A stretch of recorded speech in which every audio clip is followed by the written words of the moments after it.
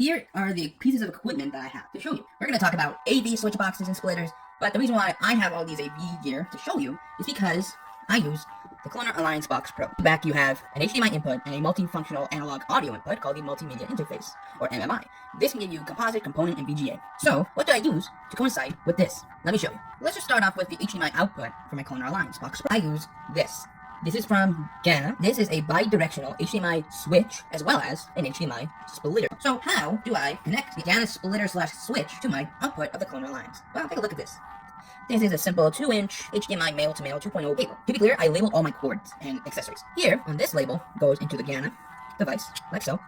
And the other goes into the Cloner Alliance HDMI output. Then the output can be distributed like this. But I can only select one output only. So this is the other HDMI splitter that I purchased back in 2024. And this is from the company Ugreen. Now, they decided to make not just this HDMI splitter, but also their own HDMI switch boxes. I labeled this. So on this switch box, I have my first input of HDMI 1 for my switch 2, which I have a video above.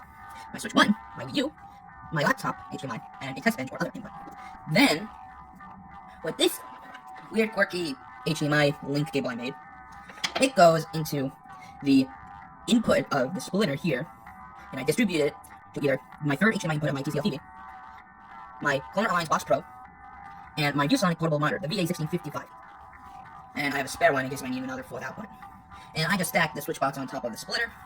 And with the link cable, unfortunately, when I got the 2-inch HDMI cable in a 2-pack, but unfortunately it's not that long enough. Even if I do it like this, it's too short. So I made this special adapter, which includes, so I got a 2-pack of the Ugreen branded angled adapters of HDMI, which this one, I have another one, which I'll show you soon with another switch box. This one goes to the output of the switch box, so it can be a straight output backwards.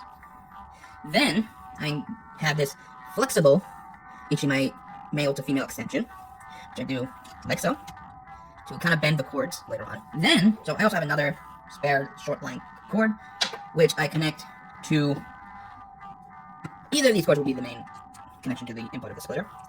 But, as you can see, I don't want to push it too far.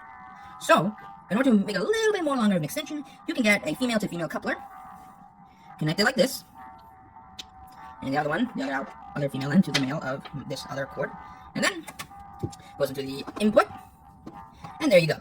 But of course it goes a bit long up here because of all the HDMI inputs I have.